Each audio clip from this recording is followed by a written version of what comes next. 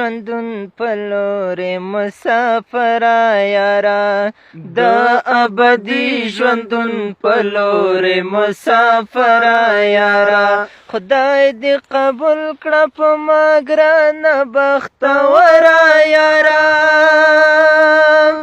د ابدي ژوندون په لورې مسافره یاره د ابدي ژوندون په لورې مسافره یاره خدای دې قبول کړه په ما ګرانه بختوره یاره. السلام علیکم دوستانو، زه خوشنصیب او حبیب الرحمن رحماني تاسو ته سلامونه کوي. والسلام.